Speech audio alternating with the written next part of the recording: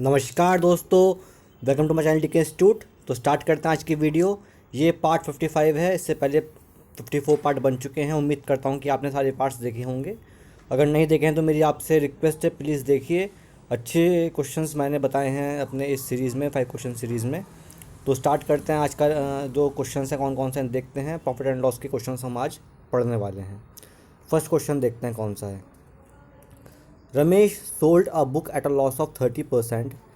If he was sold it for rupees 140 more, he would have made a profit of 40%. The cost price of book is, तो मानते हैं cost price of book is 100। अगर वो loss में बेचता 30% के तो मतलब कि उसने 70 में उसको बुक को बेचा होगा। लेकिन अगर वो 40% के प्रॉफिट में बेचता मतलब कि देखिए उसको बेचना पड़ेगा 140 का। तो कितना डिफरेंस हुआ भाई यहाँ पर 70 का। बट हमें डिफरेंस कितना दिया है 140 का। तो 170 इज इक्वल टू 140। तो 70 वन ज़ा 72 ज़ा मतलब कि ये 100 इज इक्वल टू 200। तो 200 क्या है हमारा कॉस्ट प्राइस हो गया बुक का। चलिए आगे बढ़ते हैं। A sells a watch to B and make a loss of 12%. B makes a profit of 12 1/2% by selling a watch to C. If A sells a watch to B at the cost of which C purchased it, then the percentage of loss or profit of A will be। A जो है B को watch बेचता है, B जो है C को watch बेचता है। सपोज़ A ने 100 रुपये की वॉच परचेज़ करी, उसने B को बेच दिया 12% के लॉस मतलब कि 88 पर। अब B बेचता है C को 12 1/2% के प्रॉफिट पर। 12 1/2% प्रॉफिट मतलब कि 1/8 हो गया इन फ्रैक्शन। तो उसका 1/8 निकालेंगे मतलब कितना आ जाएगा 11। तो 11 इसमें ऐड कर दो मतलब कि 99 का वो C को बेचता है B। अब बोल रहा है कि अगर A जो है वो B को 99 का बेचे, if A sells a watch to B at the cost of which C purchase it, C ने जिस रेट पर परचेज किया है उस रेट पर अगर ए बेचता है बी को तो कितना लॉस या प्रॉफिट होगा। भाई 100 का परचेज़ किया ए ने, 99 का बेच रहा है तो एक का लॉस हुआ ना। 1/100 मल्टीप्लाई बाय 100 मतलब कि 1% का उसको लॉस यहाँ पर हो जाएगा। बात समझ में आई है। चलिए आगे देखते हैं, अगला क्वेश्चन देखते हैं। A man buys 3 types 1 cake, मतलब कि 1 टाइप का जो केक है वो 3 लेता है और जो सेकंड टाइप का केक है वो 6 लेता है फॉर 900 रुपये। ठीक है। He sells type 1 cake at a profit of 15% and type 2 cake at a loss of 10%। If his overall profit is 30 rupees, 30 रुपये कमाता है वो पूरे इस ट्रांजेक्शन में। Find cost price of each.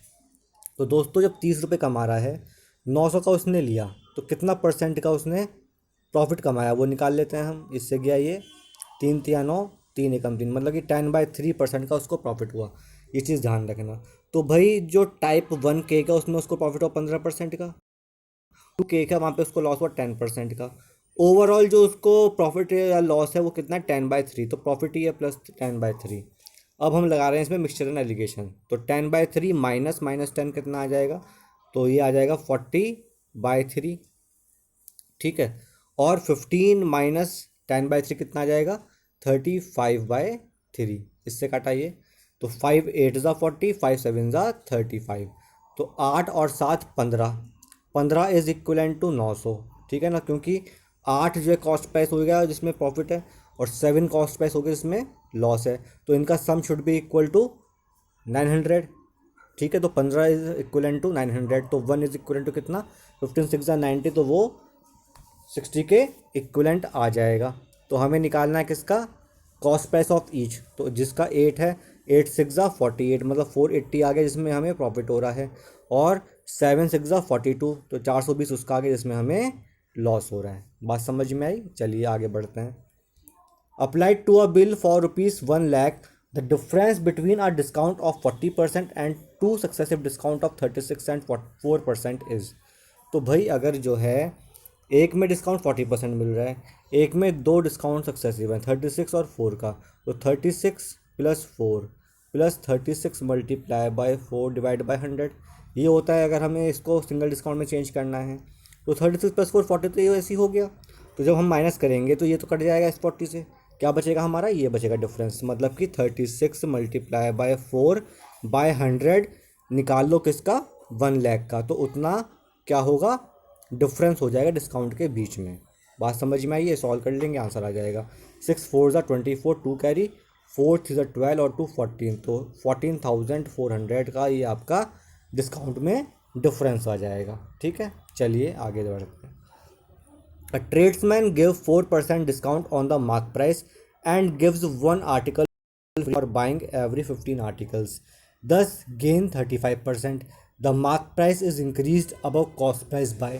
चलिए भाई, अगर 100 रुपये का जो है हमारे पास MP है, उस पर उसने डिस्काउंट दिया 4% का, मतलब कि कितने का हो गया वो? 96 का हो गया। अब ज़रा आप देखिए, और डिस्काउंट दे रहा है कितना? एक आर्टिकल फ्री देता है अगर वो 15 आर्टिकल परचेस करता है। इसका मतलब ये है कि कितना डिस्काउंट भाई? जो MP है वो तो 16 आर्टिकल के लिए दिया है, उसने एक फ्री दे दिया, 1/16 हो गया। ठीक है, तो इसका मतलब है कि उसने 1/16 मल्टीप्लाई बाय 100 उतना परसेंट डिस्काउंट और दे दिया। तो अगर हमें डिस्काउंट और निकालना है, मतलब इससे SP निकालना है, कितना करेंगे हम? तो ध्यान रखिए, ये जो है इसको 1 से माइनस कर दीजिए, और 1 से करेंगे इसको माइनस, कितना आएगा यहाँ पर? 15/16 आएगा ना। ये कर दो यहाँ मल्टीप्लाई, तो मतलब कि इतना और डिस्काउंट मिला, और जो आपको इससे निकल के आएगा नेट SP। मेरी बात आप समझ रहे हैं भाई? उसने 1 आर्टिकल दिया, ठीक है, कुल कितने आर्टिकल दिए? 16।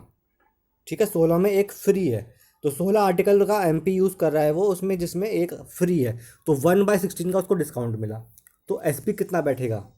ठीक है, हम जैसे यहाँ पर मैंने किया ना, यहाँ पे मैंने 96 कैसे आया था, 100 में से हमने 4 माइनस किया तो जो है हमारा 96 आ गया। तो सिमिलरली जो है 1 में से हम करेंगे माइनस 1/16 को, ये 15/16 क्या आ जाएगा? हमारा SP आ जाएगा। बट मुझे जो पहला SP उससे मल्टीप्लाई करना पड़ेगा ना, क्योंकि सक्सेसिव डिस्काउंट हो रहा है यहाँ पे। पहले 4% का डिस्काउंट दिया, उसके बाद ये आगे डिस्काउंट और दिया गया है।